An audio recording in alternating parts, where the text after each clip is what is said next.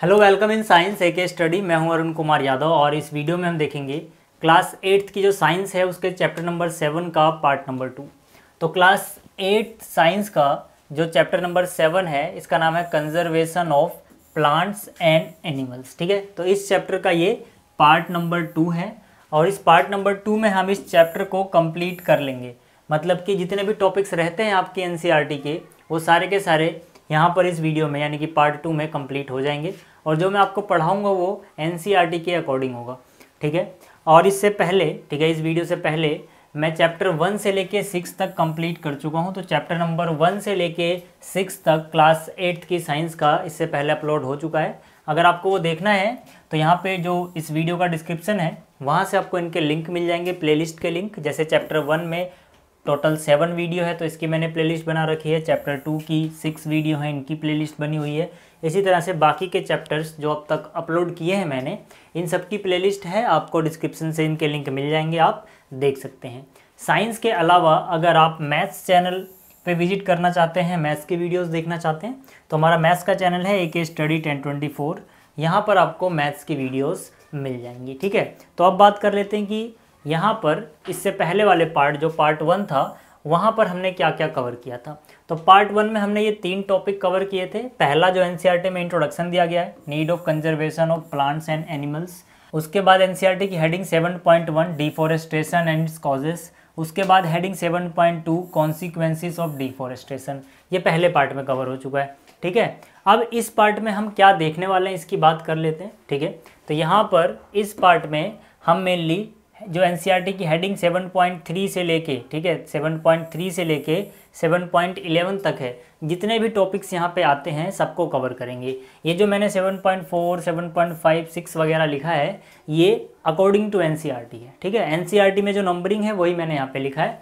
तो सबसे पहले हम पढ़ेंगे conservation of forest and wild life. उसके बाद biosphere reserve, flora and fauna, endemic species, wild life sanctuary, national park, red data book, migration and recycling of paper. मतलब जितने भी टॉपिक्स आपके एनसीईआरटी के बच रहे हैं वो हम सब यहाँ पर कवर कर लेंगे। तो शुरुआत करते हैं पहले टॉपिक से जो कि है conservation of forest and wild life. ठीक है भाई, तो यहाँ पर देखो सबसे पहला टॉपिक क्या रहेगा आज की वीडियो का, conservation of forest and wild life. मतलब कि हम फॉरेस्ट यानी जंगलों को और वाइल्ड लाइफ मतलब जंगली जीवन को किस तरह से कंजर्वेशन कर सकते हैं या करते हैं, हमने क्या क्या चीज़ें बना रखी हैं इनको कंजर्व करने के लिए, वो पहले हम यहाँ पे पढ़ेंगे। ठीक है, तो इसको एक क्वेश्चन के मीडियम से मैं आपको समझाऊंगा। ठीक है, एक क्वेश्चन है, इसके आंसर से आपको ये सारा टॉपिक क्लियर हो जाएगा कि हम क्या कर रहे हैं इन सबको कंजर्व करने के लिए। तो क्वेश्चन कुछ इस तरह से है, क्वेश्चन है how forest and wild life can be saved. ठीक है, मतलब कि जो फॉरेस्ट है हमारे जंगल हैं और वाइल्ड लाइफ है जंगली जीवन है वो किस तरह से बचाए जा सकते हैं। ठीक है, तो क्वेश्चन के मीडियम से मैं आपको इसलिए भी समझाता हूँ ज़्यादातर कॉन्सेप्ट, क्योंकि आपको कॉन्सेप्ट समझ में आने के बाद ये भी आइडिया लग जाए कि इस कॉन्सेप्ट पे किस तरह का क्वेश्चन पूछा जाता है। और जो भी चीज़ें मैं आपको पढ़ा रहा हूँ ये सब नोट्स हैं मेरे, तो मतलब कि अगर आप इनको पढ़ के याद कर लेते हो या समझ लेते हो तो टू द पॉइंट बातें आपको पता रहेंगी, उसी तरह से एग्जाम में पूछा जाता है। ठीक है, तो यहाँ पर क्वेश्चन क्या था एक बार और रिपीट करता हूँ कि हमारे जंगल और जंगली जीवन हम किस तरह से सेव कर सकते हैं। तो इसका आंसर है to protect our forest and wild life some protected areas are made by government. मतलब कि जंगलों को और जंगली जीवन को प्रोटेक्ट करने के लिए हमारी सरकार द्वारा, गवर्नमेंट द्वारा कुछ प्रोटेक्टेड एरियाज बनाए गए हैं। ठीक, इसके बाद मैंने लिखा है these protected areas are wild life sanctuaries, national parks and biosphere reserves. मतलब कि ये जो प्रोटेक्टेड एरियाज हैं कौन कौन से हैं, वाइल्ड लाइफ सेंचुरीज हैं, नेशनल पार्क्स हैं और बायोस्फीयर रिजर्व्स हैं। इसके बाद मैंने लिखा है यहाँ पे the government lays down rules, methods and policies to protect and conserve them. मतलब गवर्नमेंट जो है, जो हमारी सरकार है, इसने नियम बनाए हुए हैं, मेथड्स बनाए हुए हैं, पॉलिसीज़ यानी नीतियाँ बनाई हुई हैं कि किस तरह से इनको हम प्रोटेक्ट करेंगे, क्या क्या यहाँ पे अलाउ होगा, क्या क्या यहाँ पे अलाउड नहीं होगा। ठीक है, तो मतलब कि mainly wild life sanctuary, national parks और बायोस्फीयर रिजर्व यहाँ पर इस चैप्टर में हमें पढ़ना है, जो प्रोटेक्शन के लिए बनाए गए हैं, ताकि हम वाइल्ड लाइफ और फॉरेस्ट को बचा सकें, प्रोटेक्ट कर सकें। ठीक, तो इनके बीच में डिफरेंस भी आपको पता होना चाहिए कि wild life sanctuary, national park और बायोस्फीयर रिजर्व में क्या डिफरेंस होता है। वो जैसे जैसे टॉपिक आता जाएगा मैं आपको बताता जाऊँगा, आपको समझ में आता जाएगा। ठीक है, तो अब अगला टॉपिक देखते हैं अपना कि आगे हमें क्या चीज़ सीखनी है। तो यहाँ पर देखो, सबसे पहले हम बात करेंगे कि भाई जो बायोस्फीयर है इसका क्या मतलब है, और बायोलॉजिकल डाइवर्सिटी या फिर इसको बायोडाइवर्सिटी भी बोलते हैं, इसका क्या मतलब है। ठीक है, पहले आप ये दो टॉपिक समझो। मैं फिर से बोल रहा हूँ, मैंने नोट्स बना रखे हैं और सारे के सारे नोट्स टू द पॉइंट है, आपका टाइम वेस्ट नहीं होगा, बहुत जल्दी सब कुछ आप यहाँ पर सीख सकते हो। ठीक है, आप चाहो तो इसको ऐसे ही कॉपी कर लेना या फिर इसकी PDF जो होगी नोट की वो मैं डिस्क्रिप्शन में दे दूंगा, वहाँ से आप डाउनलोड कर लेना। ठीक, तो बायोस्फीयर क्या होता है। बायोस्फीयर मैंने लिखा है, biosphere is that part of the earth in which living organisms exist और विच सपोर्ट्स लाइफ। ठीक है, कहने का क्या मतलब है कि बायोस्फीयर हमारी अर्थ का वो पार्ट है जहाँ पर जीवन एग्जिस्ट करता है। ठीक है, यानी कि लाइफ को जो एरिया सपोर्ट करेगा उसको हम क्या बोलेंगे, बायोस्फीयर। जैसे आप जहाँ पे रह रहे हो, ठीक है, वो क्या है, बायोस्फीयर है, क्योंकि वहाँ पर जीवन है, यानी कि जीवन को वहाँ पे सपोर्ट मिलता है। तो मतलब पृथ्वी पे जहाँ जहाँ भी आपको दिखता है कि यहाँ पर जीवन है, वो सब किसका हिस्सा है, बायोस्फीयर का हिस्सा है। ठीक, तो एक बार और रीड कर रहा हूँ मैं, आपको अच्छे समझ में आएगा। Biosphere is that part of earth in which living organisms exist और विच सपोर्ट्स लाइफ। ठीक है, यानी कि जहाँ पर जीवित प्राणी एग्जिस्ट करें या फिर जो जीवन को सपोर्ट करे, उस पार्ट को, अर्थ के उस पार्ट को हम बायोस्फीयर बोलते हैं। ठीक, तो बायोस्फीयर आपको समझ में आ गया। अब आते हैं बायोलॉजिकल डाइवर्सिटी या फिर जिसे हम बायोडाइवर्सिटी भी बोलते हैं, उसका क्या मतलब है। ठीक है, तो यहाँ पे मैंने लिखा है, it refers to the variety of the organisms existing on the earth, their interrelationship and their relationship with the environment. मतलब कितने तरह के अलग अलग प्राणी या ऑर्गेनिज्म एग्जिस्ट करते हैं या रहते हैं, उसको हम क्या बोलेंगे, वही बायोडाइवर्सिटी है। जितने ज़्यादा अलग अलग तरह के प्राणी पाए जाएंगे, बायोडाइवर्सिटी उतनी अच्छी रहेगी, और वो किस तरह से आपस में एंड इन्वायरमेंट के साथ इंटरेक्ट कर रहे हैं। ठीक है, तो ये सब आता है बायोडाइवर्सिटी के अंडर। ठीक है, तो यहाँ से अभी जो मैंने आपको समझाया किसके अंडर आता था, आपकी NCERT जो हेडिंग 7.3 है, conservation of forest and wild life, उसके अंडर आपको ये मेन चीज़ें पढ़नी थी। इसके बाद NCERT की जो अगली हेडिंग है यानी कि 7.4, वो क्या है, वो है बायोस्फीयर रिजर्व। मतलब कि यहाँ पे अब हम पढ़ने वाले हैं कि बायोस्फीयर रिजर्व किसे कहते हैं, क्यों बनाए जाते हैं ये। तो यहाँ पर मैंने लिखा है, biosphere reserves are the areas meant for conservation of biodiversity. मतलब कि बायोस्फीयर रिजर्व वो एरियाज होते हैं जो किस लिए प्रोटेक्टेड किए गए हैं, किस लिए कंजर्व किए गए हैं, ताकि हम बायोडाइवर्सिटी को कंजर्व कर पाएँ। ठीक है, तो मतलब कि वो एरियाज जो बायोडाइवर्सिटी को बचाने के लिए बनाए गए हैं गवर्नमेंट के द्वारा, वो क्या कहलाते हैं, बायोस्फीयर रिजर्व कहलाते हैं।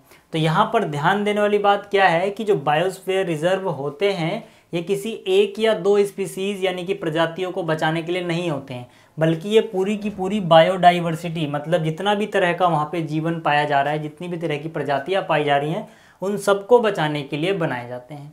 ठीक है, तो जाहिर सी बात है कि अगर ये पूरी की पूरी अलग अलग तरह की जितनी भी प्रजातियाँ वहाँ पे पाई जा रही हैं, उनको बचाने के लिए बनाए गए हैं, तो ये काफ़ी बड़े होते होंगे। ठीक है, तो इसीलिए मैंने यहाँ पे लिखा है, it is generally bigger than national parks and wild life sanctuaries. ठीक है, तो यहाँ पर इसका क्या मतलब हुआ कि जनरली जो बायोस्फीयर रिजर्व हैं, ये नेशनल पार्क से भी बड़े होते हैं और वाइल्ड लाइफ सेंचुरी से भी बड़े होते हैं। ऑल्सो बायोस्फीयर रिजर्व में contain national parks and wild life sanctuaries in it.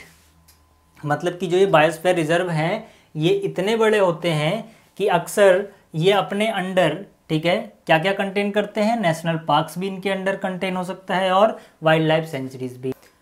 मतलब क्या कि मान लो आपने ये बायोस्फीयर रिजर्व बनाया, तो जो बायोस्फीयर रिजर्व होगा ये अपने अंडर, ठीक है, कुछ नेशनल पार्क्स, ठीक है, यहाँ पर क्या है NP बोले तो नेशनल पार्क, और वाइल्ड लाइफ सेंचुरीज कंटेन कर सकता है, मतलब कि वाइल्ड लाइफ सेंचुरी और नेशनल पार्क इसके पार्ट हो सकते हैं, इतना बड़ा होता है ये बायोस्फीयर रिजर्व।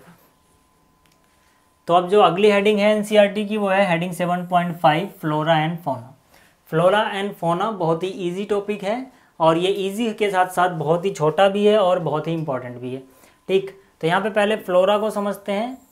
फ्लोरा का मतलब होता है कि किसी पर्टिकुलर एरिया में जो पौधे पाए जा रहे हैं, ठीक है, जितने भी पौधे पाए जा रहे हैं, जितने भी तरह के, उनको हम वहाँ का फ्लोरा बोलते हैं।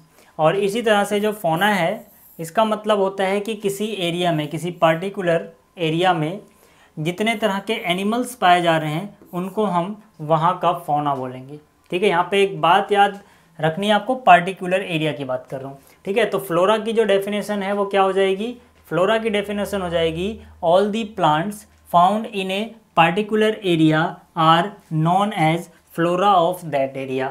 मतलब जितने भी तरह के पौधे किसी पर्टिकुलर एरिया में पाए जा रहे हैं वो वहाँ का क्या कहलाएंगे? फ्लोरा कहलाएंगे। और इसी तरह से फौना क्या होगा? All the animals found in a particular area are known as fauna of that area. मतलब क्या कि जितने भी तरह के एनिमल्स पाए जाएंगे किसी पर्टिकुलर एरिया में, किसी खास क्षेत्र में, वो वहाँ का फौना कहलाएंगे। ठीक है, तो यहाँ पे पर्टिकुलर एरिया ज़रूरी है बोलना। ठीक है, मतलब जो फ्लोरा या फौना है वो अलग अलग जगह का अलग अलग हो सकता है। ठीक है, इसीलिए हम बोल रहे हैं किसी खास जगह का। ठीक है, अब इनके एग्जाम्पल देख लेते हैं कुछ। देखो यहाँ पर एग्जाम्पल मैंने लिखा है साल, teak, mango, jamun, silver ferns, arjun etcetera are the flora of Pachmarhi biosphere reserve. ठीक है, तो यहाँ पर देखो ये साल, टीक, मैंगो, जामुन वगैरह हैं, ये सब क्या है? ये पेड़ पौधों के नाम हैं। ठीक है, यानी कि वहाँ पे पाए जाने वाले प्लांट्स हैं। और ये कहाँ पाए जा रहे हैं? अभी किसकी बात कर रहे हैं? पचमरही बायोस्फीयर रिजर्व में। तो मतलब कि ये यहाँ का क्या हो जाएंगे? ये यहाँ का फ्लोरा हो जाएंगे। मतलब किसी जगह पे जो पेड़ पौधे पाए जा रहे हैं वो फ्लोरा। इस तरह से दूसरे में मैंने क्या लिखा है? देखो chinkara, bluebell, barking deer, chital, leopard, wild dog, wolf etcetera are the fauna of the Pachmarhi biosphere reserve. अब देखो ये सब जानवरों के नाम हैं, तो मतलब ये क्या है? एनिमल्स हैं। कहाँ पे पाए जा रहे हैं? पचमरही बायोस्फीयर रिजर्व में। तो ये यहाँ का क्या हो जाएंगे? फौना, क्योंकि जो एनिमल्स होते हैं किसी एरिया के वो वहाँ के क्या कहलाते हैं? फौना कहलाते हैं। ठीक है, तो जो प्लांट होंगे वो फ्लोरा और जो एनिमल्स होंगे वो फौना। ठीक, चलो फिर अब आगे चलते हैं। देखो आप इनकी इमेज देख सकते हो फ्लोरा एंड फौना की। ठीक है, ये आपके एनसीईआरटी में भी गिवन है। तो अब बात करते हैं 7.6। 7.6 बहुत इंपॉर्टेंट टॉपिक है जिसका नाम है एंडेमिक स्पीसीज। आपकी एनसीईआरटी की हेडिंग है 7.6। ठीक है, तो एंडेमिक स्पीसीज क्या होती हैं? एंडेमिक स्पीसीज का मतलब है ऐसी प्रजातियां या ऐसी स्पीसीज जो किसी खास जगह पे ही पाई जाती हैं और कहीं नहीं पाई जाती। ठीक है, उनको हम क्या बोलेंगे? वो वहाँ की एंडेमिक स्पीसीज हैं। तो यहाँ पर क्या है? मैंने लिखा है endemic species are those species of plants and animals which are found exclusively in a particular area. मतलब कि एंडेमिक स्पीसीज वो स्पीसीज यानी कि वो प्रजातियां होती हैं पौधों की या फिर जानवरों की जो किसी खास एरिया में ही पाई जाएं और कहीं ना पाई जाएं। एक्सक्लूसिवली का मतलब है कि ये सिर्फ इसी एरिया में होंगी और किसी एरिया के पास ये प्रजातियां नहीं मिलेंगी। ये मतलब है यहाँ पे एक्सक्लूसिवली लिखने का। ठीक है, इसके बाद लिखा है they are not naturally found anywhere else. मतलब ये नेचुरली कहीं और नहीं पाई जाएंगी, नेचुरली सिर्फ वहीं पे पाई जाएंगी। ठीक है, एग्जाम्पल क्या हुआ इसका? एग्जाम्पल देखो, एग्जाम्पल है जो साल एंड वाइल्ड मैंगो। ठीक है, साल एक पेड़ का नाम है, वाइल्ड मैंगो भी एक पेड़ का नाम है। ठीक है, sal and wild mango are endemic flora of the Pachmarhi biosphere reserve. मतलब साल हो गया और वाइल्ड मैंगो, ये दोनों पेड़ कहीं और नहीं पाए जाते सिवाय पचमरही बायोस्फीयर रिजर्व के। ठीक है, अब क्योंकि ये पेड़ पौधे हैं तो पहली बात तो ये फ्लोरा है, और क्योंकि ये कहीं और नहीं पाए जाते तो ये एंडेमिक भी हैं। तो मतलब ये एंडेमिक फ्लोरा है कहाँ के? पचमरही बायोस्फीयर रिजर्व के। इसी तरह से bison, Indian giant squirrel, flying squirrel are the endemic fauna of the Pachmarhi biosphere reserve.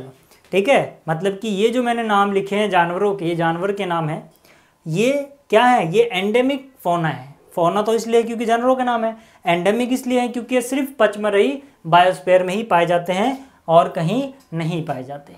तो आपको समझ में आ गया होगा, एंडेमिक स्पीसीज का मतलब वो स्पीसीज जो किसी खास जगह पे पाई जाए और कहीं पे ना पाई जाए, उसको हम क्या बोलेंगे, उसको हम बोलेंगे एंडेमिक स्पीसीज। ठीक है भाई, तो ये टॉपिक भी आपका क्लियर हो गया होगा। अब देखो यहाँ पर एक वर्ड हम बार बार यूज कर रहे थे, स्पीसीज। ठीक है, आप पीछे देख सकते हो, चाहे यहाँ पर बार बार हम क्या वर्ड यूज कर रहे थे, स्पीसीज। तो हमें ये समझना पड़ेगा कि ये स्पीसीज का क्या मतलब है।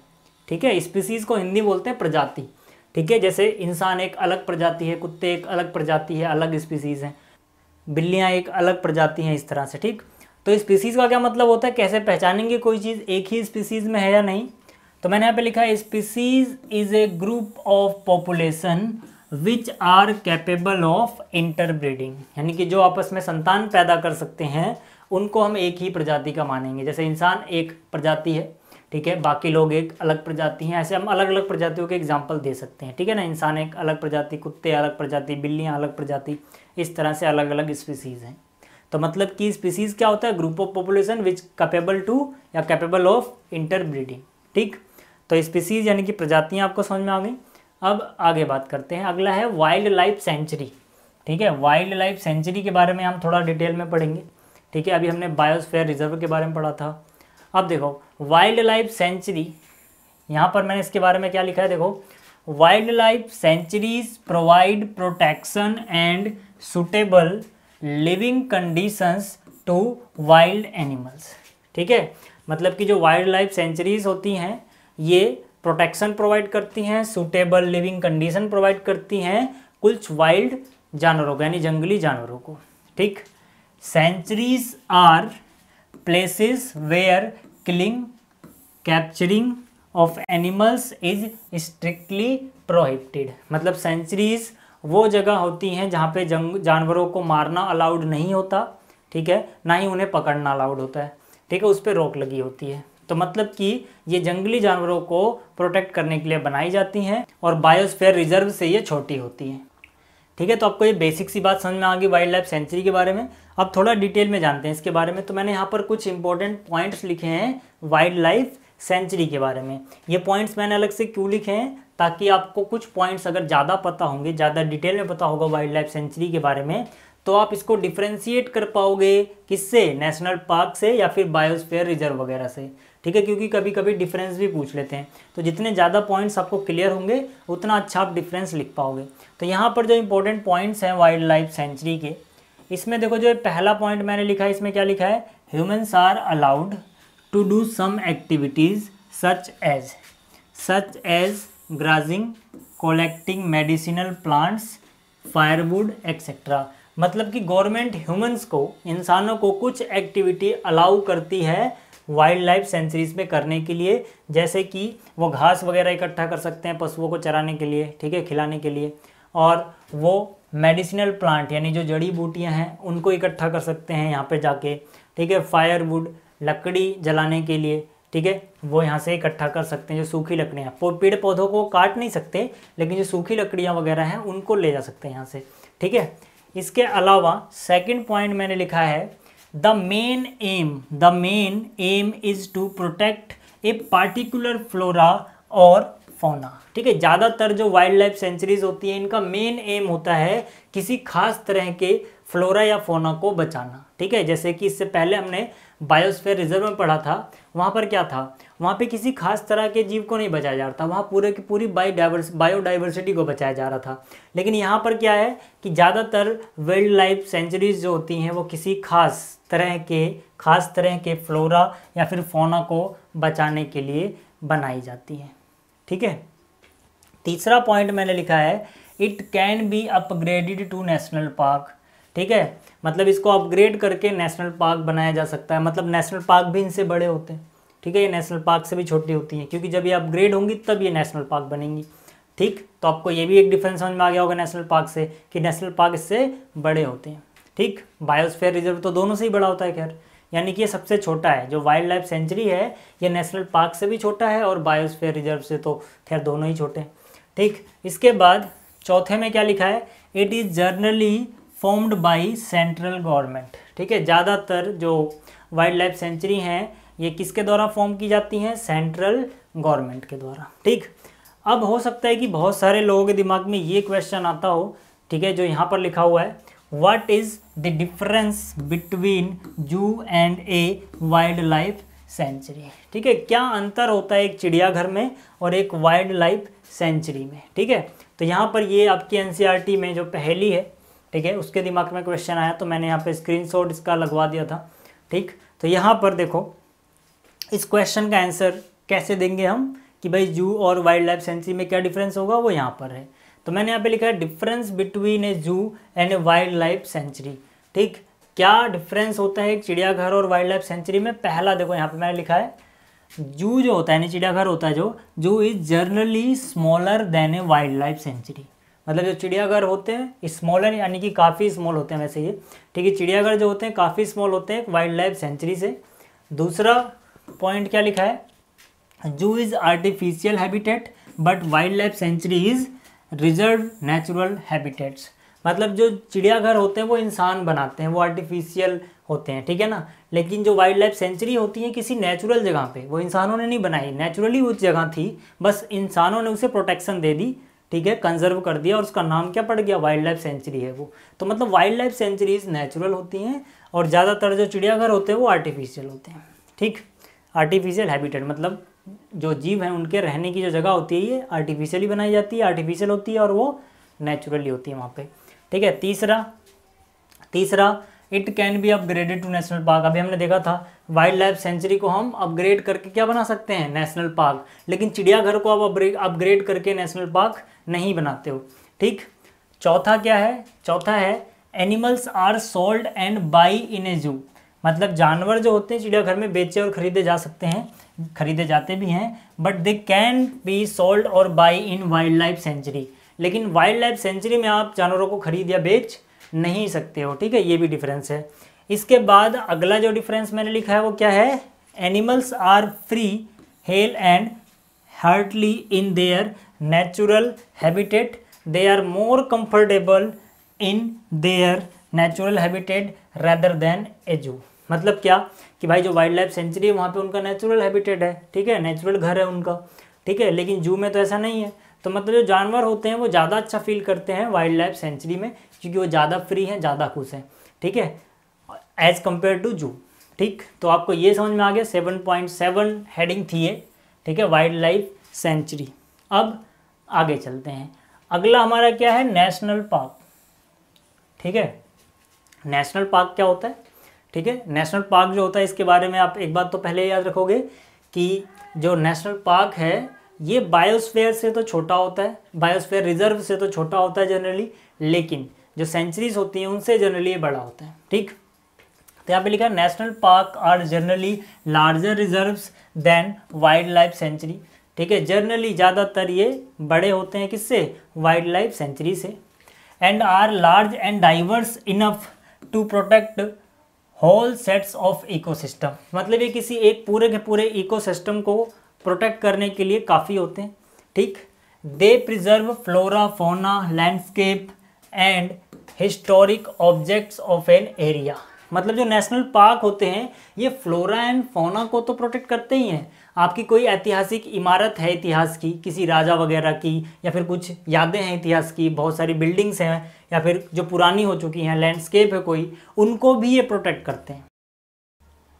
मतलब कि नेशनल पार्क में हिस्टोरिक ऑब्जेक्ट्स जो हो गए, ठीक है, पुरानी इमारत वगैरह, ठीक है, ये सब भी कंजर्व करी जाती है। ठीक, तो आपको समझ में आ गया होगा कि बायोस्फीयर रिजर्व क्या अलग चीज़ थी, ठीक है, सेंचुरीज किस तरह से अलग हैं और नेशनल पार्क किस तरह से अलग है। इसके बाद यहाँ पर कभी कभी पेपर में पूछ लेते हैं ये लोग कि भाई नाम बताओ, ठीक है, क्या बता दो, नाम बता दो कुछ नेशनल पार्क के। तो यहाँ पे मैंने लिखा है सतपुड़ा नेशनल पार्क। ठीक है, ये जो सतपुड़ा नेशनल पार्क है आपको पता होना चाहिए कि ये पहला रिजर्व फॉरेस्ट है इंडिया का। क्वेश्चन कभी कभी आ जाता है, ठीक है, आपको 4 ऑप्शन दे देंगे एमसीक्यू में और पूछेंगे which is the first reserve forest of India. आपको टिक कहाँ पे लगाना है, आपको टिक लगाना है सतपुड़ा नेशनल पार्क पे। ठीक। इस तरह से जिम कॉर्बेट नेशनल पार्क है, ठीक है, दुधवा नेशनल पार्क है। तो ये नेशनल पार्क के आप नाम याद रखना, कभी कभी पूछ लेते हैं कि 2 या 3 नेशनल पार्क के नाम बता दो, ठीक है। तो ये भी आपको समझ में आ गया कि जो नेशनल पार्क होते हैं ये जनरली लार्जर रिजर्व्स होते हैं वाइल्ड लाइफ सेंचुरी से, ठीक है, और ये पूरे के पूरे इकोसिस्टम को उस एरिया का कंजर्व कर सकते हैं और ये हिस्टोरिकल ऑब्जेक्ट को भी कंजर्व करते हैं। और सतपुरा नेशनल पार्क जो था ये पहला रिजर्व फॉरेस्ट है इंडिया का, ठीक है। तो ये चीज़ें आपको समझ में आ गई। अब आगे चलते हैं, ठीक है। अब देखो, जैसे हमने पीछे इंपॉर्टेंट पॉइंट देखे थे वैसे हमें इंपॉर्टेंट पॉइंट देखने हैं, लेकिन इस बार किसके इंपॉर्टेंट पॉइंट देखने हैं हमें? नेशनल पार्क्स के, ठीक है। तो नेशनल पार्क के बारे में क्या क्या इंपॉर्टेंट बातें हैं देखो। पहला, human activities like grazing, hunting, capturing of animals और collecting of firewood etcetera are not allowed, ठीक है। एक डिफरेंस तो आपको यही नज़र आ गया होगा। अभी हमने जो पढ़ा था सेंचुरीज़ के बारे में, वाइल्ड लाइफ सेंचुरीज़, वहाँ पर कुछ एक्टिविटीज़ अलाउड थी, ठीक है। ग्रेजिंग अलाउड थी, मेडिसिनल प्लांट कलेक्ट करना, लकड़ी इकट्ठी करना अलाउड थी, लेकिन यहाँ पर कुछ ऐसा अलाउड नहीं है। तो ये ज़्यादा रिस्ट्रिक्टेड होता है। नेशनल पार्क जो होते हैं वो वाइल्ड लाइफ सेंचुरी से ज़्यादा रिस्ट्रिक्टेड होते हैं, ज़्यादा प्रोटेक्टेड होते हैं, ठीक है ना, क्योंकि यहाँ पर कोई भी एक्टिविटी ह्यूमन की अलाउ नहीं होती, आउटसाइडर की कोई एक्टिविटी अलाउ नहीं होती। दूसरा क्या है, main objective is to protect whole ecosystem, ठीक है। यहाँ पर किसी एक प्रजाति की बात नहीं की जाती, पूरे के पूरे इकोसिस्टम को यहाँ पे प्रोटेक्ट किया जाता है। इकोसिस्टम का मतलब क्या, वहाँ पे जो जीव पाए जा रहे हैं वो किस तरह से एक दूसरे से और अपने इन्वायरमेंट से बंधे हुए हैं, किस तरह से इंटरेक्ट कर रहे हैं, वो वहाँ का पूरा क्या है, इकोसिस्टम है। तो यहाँ पे पूरे के पूरे इकोसिस्टम को ही कंजर्व किया जाता है। तीसरा है, national parks are generally larger than wildlife sanctuary, है तो मैं आपको पहले भी बता चुका हूँ, ठीक। तो ये सारी बातें आपको समझ में आ गई होंगी। अब आगे चलते हैं, ठीक है। कभी कभी छोटा सा क्वेश्चन आ जाता है, प्रोजेक्ट टाइगर क्या है, क्यों बनाया गया, वगैरह वगैरह, कब बनाया गया। तो प्रोजेक्ट टाइगर यानी कि जो ये प्रोजेक्ट टाइगर है इसके बारे में आपको पता होना चाहिए, आपकी एनसीईआरटी में भी है ये। तो मैंने यहाँ पे लिखा है, it was launched by government in 1973 to protect the tigers in the country, ठीक है। यहाँ पे इस टाइम के दौरान टाइगरों की संख्या ना, जो टाइगर्स थे वो बहुत कम हो गई थी, ठीक है। तो गवर्नमेंट ने 1973 में, ठीक है, प्रोजेक्ट टाइगर लॉन्च किया था ताकि देश में जो टाइगर्स हैं, चीते हैं, इनकी संख्या बढ़ाई जा सके, ठीक है। इसके बाद क्या लिखा है, the objectives of this project was ensure the survival and maintenance of the tiger population in the country. मतलब मेन ऑब्जेक्टिव क्या था, ये जो प्रोजेक्ट टाइगर है इसका, ताकि हम ये इंश्योर कर पाएँ कि जो टाइगर्स हैं उनकी पॉपुलेशन में वृद्धि हो, वो ख़त्म ना हो जाए, ठीक है ना। तो ये भी आपको समझ में आ गया। चलो आगे चलते हैं। इसके बाद देखो, ठीक है, इसी हेडिंग के अंडर आपको एक और टॉपिक मिलता है, एंडेंजर्ड इस एनिमल्स, ठीक है। क्या मिलता है, एंडेंजर्ड एनिमल्स। एंडेंजर्ड एनिमल्स वो एनिमल्स होते हैं जिनकी पॉपुलेशन घट रही है या फिर बहुत ज़्यादा घट चुकी है, और ऐसे ही आगे अगर चलता रहा तो जल्दी ही वो विलुप्त हो जाएंगे, ख़त्म हो जाएंगे पृथ्वी से। मतलब वो प्रजातियाँ जो इस खतरे में आ गई हैं कि बहुत कम बचे हैं उनके जीव, ठीक है, और वो धीरे धीरे ख़त्म हो सकती हैं अब जल्दी ही, उनको हम बोलते हैं एंडेंजर्ड एनिमल्स। तो यहाँ पे मैं लिखा है, animals whose numbers are decreasing day by day and may extinct in future are known as endangered animal. यहाँ पे एक्सटिंक्ट का मतलब होता है विलुप्त हो जाना, ख़त्म हो जाना, ठीक है ना। तो मतलब वो जानवर जिनका number day by day decrease हो रहा है, कम हो रहा है, ठीक है, और वो जल्दी ख़त्म होने की कगार पे हैं, तो उनको हम बोलते हैं कि भाई ये स्पीसीज़ एंडेंजर्ड स्पीसीज़ या फिर ये एनिमल्स एंडेंजर्ड एनिमल्स हैं। एग्जाम्पल पूछ लेते हैं आपसे कभी कभी, एंडेंजर्ड स्पीसीज़ या फिर एंडेंजर्ड एनिमल्स के एग्जाम्पल बताओ। तो Asiatic lion, Bengal tiger, blackbuck etcetera कुछ एग्जाम्पल हैं जो ख़त्म होने की कगार तक पहुंच गए थे कुछ दिन पहले ही, जो कि एंडेंजर्ड एनिमल्स के एग्जाम्पल्स हैं, ठीक है। अब आगे बात करते हैं। अगला आता है एक्सटिंक्ट एनिमल्स। देखो इससे पहले क्या था, इससे पहले था एंडेंजर्ड, यानी जो एक्सटिंक्ट होने वाले हैं, हुए नहीं हैं, अभी हुए नहीं हैं लेकिन बहुत कम बचे हैं। इसके अगला क्या है, एक्सटिंक्ट, मतलब जो ख़त्म हो चुके हैं, हम उन्हें बचाने में असफल रहे हैं, वो प्रजातियां जो ख़त्म हो चुकी हैं, हम एक्सटिंक्ट हो चुकी हैं। उनको हम बोलते हैं एक्सटिंक्ट एनिमल्स, ठीक है। और इससे पहले वाला क्या था, इससे पहले वाला जो था वो था जो खत्म होने वाले हैं, ठीक है, याद रखना इनमें डिफरेंस। एंडेंजर्ड मतलब अभी खत्म नहीं हुए, खत्म होने वाले हैं, और एक्सटिंक्ट का मतलब खत्म हो चुके हैं। तो मैंने यहाँ पे लिखा है animals which have already been vanished from earth are known as extinct animals. यहाँ पे वेनिस्ड का मतलब आपको समझ में आना चाहिए खत्म हो जाना, समाप्त हो जाना, ठीक है। तो एनिमल्स जो ऑलरेडी खत्म हो चुके हैं, वेनिस्ड हो चुके हैं, ठीक है, अर्थ से, पृथ्वी से, उनको हम बोलते हैं एक्सटिंक्ट एनिमल्स। एग्जाम्पल हो गया डायनासोर्स, इंडियन चीता, पिंक हेडेड डक एक्सेट्रा, ठीक है भाई। तो ये सब चीज़ें खत्म हो चुकी हैं, अब नहीं पाई जाती हैं, तो मतलब ये एक्सटिंक्ट एनिमल्स की श्रेणी में आएंगे, ठीक है। तो अब आगे बात करते हैं। देखो अगला जो टॉपिक है हमारा वो क्या है, इकोसिस्टम, ठीक है। अभी थोड़ी देर पहले हल्का सा जिक्र किया था मैंने इकोसिस्टम का। इकोसिस्टम क्या होता है, पहले मैं रीड करता हूँ। An ecosystem is made of all the plants, animals and micro organisms in an area along with non-living components such as climate, soil, river, deltas, etc. मतलब किसी जगह पर जो पेड़ पौधे हैं या जानवर हैं और नॉन लिविंग थिंग्स हैं जो पाई जाती हैं, वो किस तरह से एक दूसरे से इंटरेक्ट करती हैं, एक दूसरे पे डिपेंड करती हैं, एक दूसरे का यूज़ करती हैं, वो एक सिस्टम बनाता है, उसको हम बोलते हैं इकोसिस्टम, ठीक है। जैसे अभी हम इंसानों की ही बात कर लें सिंपली, ठीक है। आप अपने घर के आसपास सोचो, ठीक है, तो आपको रहने के लिए भैया टेम्परेचर ठीक ठाक चाहिए, पानी चाहिए, हवा चाहिए, ठीक है। आप अगर मांसाहारी हो तो आप कुछ जानवरों के मीट भी खाते होगे, शाकाहारी हो सिर्फ तो फिर पेड़ पौधों से मिलने वाली चीज़ें खाते होगे, या फिर दोनों ही खाते होगे। तो मतलब जो इंसान है वो अकेले ज़िंदा नहीं रह रहा है, वो अकेले ज़िंदा नहीं रह पाएगा, ठीक है। होल सेट ऑफ सिस्टम चाहिए उसे जिसमें वो जिंदा रहेगा, ठीक है। इसके लिए ये लिविंग थिंग्स से भी इंटरेक्ट करेगा, यानी दूसरे जानवरों या पेड़ पौधों से भी, और नॉन लिविंग थिंग्स से भी, ठीक है ना, ज़मीन, हवा, पानी, टेम्परेचर, ठीक है, इनसे भी इंटरेक्ट करेगा, ठीक है। तो मतलब कि ये सारा सिस्टम जो होगा जिससे हम इंटरेक्ट कर रहे हैं अपने आसपास रहने के लिए, ये हमारा इकोसिस्टम है, ठीक है। तो ऐसे ही अलग अलग जीवों के लिए अलग अलग इकोसिस्टम होता है, अलग अलग जगह का इकोसिस्टम अलग अलग होता है। मेनली मेरा मकसद अभी क्या है कि इकोसिस्टम होता क्या है वो समझाना। तो मतलब कि किसी भी इकोसिस्टम का मतलब होता है कि वहाँ पे जो पेड़ पौधे पाए जा रहे हैं, इवन माइक्रो ऑर्गेनिज्म जो पाए जा रहे हैं, वहाँ की जो नॉन लिविंग थिंग्स हैं, वो सब एक दूसरे से कैसे इंटरेक्ट कर रही हैं, ठीक है, वो कैसे एक सिस्टम में एक दूसरे पे डिपेंड कर रहे हैं, एक दूसरे से उनका काम चल रहा है, वो सिस्टम क्या कहलाएगा, वो सिस्टम कहलाएगा इकोसिस्टम, ठीक। तो ये आपको समझ में आ गया। अब आगे चलते हैं। क्वेश्चन अब आता है, ठीक है, आपके एनसीईआरटी में ही, ठीक है, पहली क्वेश्चन पूछती है, are only big animals facing extinction, ठीक है। अभी एक्सटिंक्ट होने का मतलब बताया था विलुप्त हो जाना, तो क्या सिर्फ बड़े जानवर ही विलुप्त हो रहे हैं, खत्म हो रहे हैं पृथ्वी से, ठीक है। क्वेश्चन ये है कि क्या सिर्फ बड़े जानवर को ही ये खतरा है, तो हम इसका आंसर कैसे देंगे। देखो इसका आंसर ये रहा, small animals are much more endangered of becoming extinct than the bigger animals. मतलब जो छोटे एनिमल्स हैं उनको भी खतरा है, बल्कि उनको ज़्यादा खतरा है विलुप्त होने का।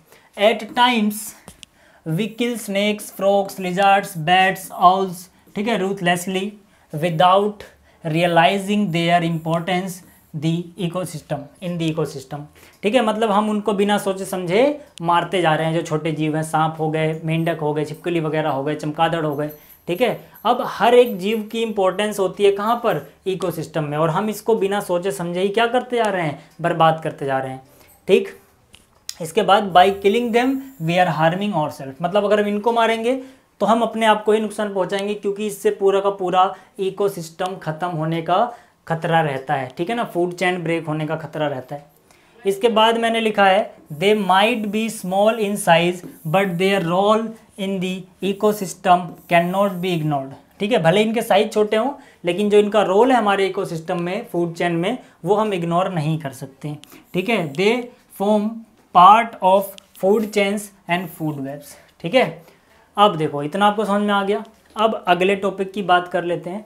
अगला टॉपिक है रेड डेटा बुक, ठीक है। रेड डेटा बुक के बारे में पूछ लिया जाता है अक्सर, क्या होती है ये बुक। यहाँ पे मैंने लिखा है, red data book is the source book which keeps a record of all the endangered animals and plants. मतलब कि जो रेड डेटा बुक है ये एक सोर्स बुक है जो इस बात का रिकॉर्ड रखती है कि कौन कौन सी प्रजातियां एंडेंजर्ड हो गई हैं, मतलब जल्दी ही विलुप्त होने वाली हैं, ख़त्म होने की कगार तक पहुंच चुकी हैं।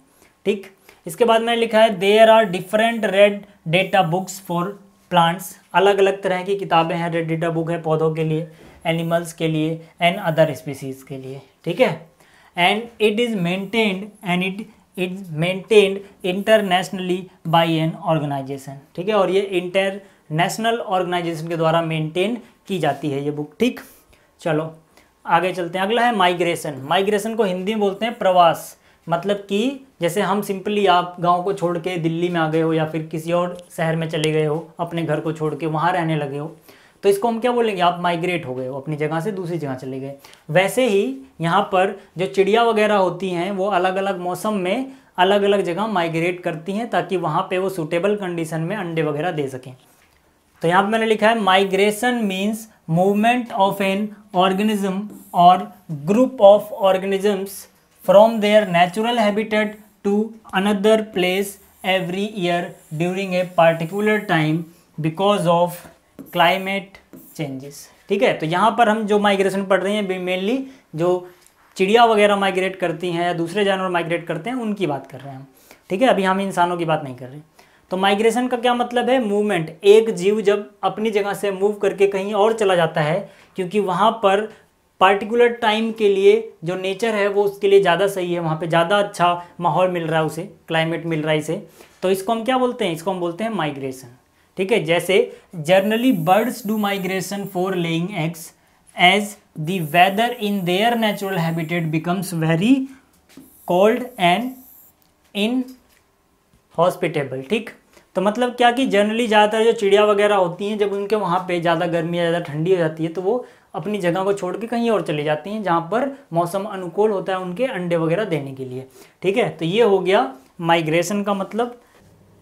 ठीक है, आपको इतना समझ में आ गया। अब अगले टॉपिक की बात करते हैं। देखो, जो एनसीईआरटी का टॉपिक 7.11 है वो है रिसाइकलिंग ऑफ पेपर, और जो एनसीईआरटी का टॉपिक 7.12 है वो है रीफॉरेस्टेशन। ठीक है ना, गलती से यहाँ पर रिसाइकलिंग ऑफ पेपर की टाइप नहीं हो पाया यहाँ पे। ठीक है, वो टाइपिंग एरर है, तो मैं आपको ऐसे ही समझा देता हूँ, बहुत छोटा सा टॉपिक है, फिर 7.12 की बात करेंगे। देखो, रिसाइकलिंग ऑफ पेपर का क्या मतलब हुआ कि जो पेपर हमने यूज़ कर लिया है उसको रिसाइकिल करके दोबारा से रिसाइकल्ड पेपर बनाया जाए तो उसको हम बोलेंगे रिसाइकलिंग ऑफ पेपर। ठीक, अब रिसाइकलिंग ऑफ पेपर किस तरह से मदद करेगी। देखो, जो पेपर होते हैं ये किसके बने होते हैं, लकड़ी के, और लकड़ी कहाँ से मिलेगी, पेड़ों को काटने से। तो अगर हम रिसाइकल पेपर यूज़ करेंगे तो पेड़ पौधे कम काटे जाएंगे। ठीक है ना, पेपर बनाने के लिए। तो मतलब अगर हम रिसाइकलिंग ऑफ पेपर को बढ़ावा देते हैं, रिसाइकल्ड पेपर यूज़ करते हैं, तो एक तरह से हम सहयोग दे रहे हैं जंगलों को बचाए रखने में, और अगर जंगल बचे रहेंगे तो जंगली जीवन जो है वो भी बचा रहेगा। तो हमें रिसाइकल पेपर का यूज़ करना चाहिए। ठीक, अब अगली जो हेडिंग है 7.12 वो क्या है, रीफॉरेस्टेशन। रीफॉरेस्टेशन बिल्कुल अपोजिट होता है डिफॉरेस्टेशन का। डिफॉरेस्टेशन मैंने आपको पहले पार्ट में बताया था, क्या था इसका मतलब, जंगलों को काटना।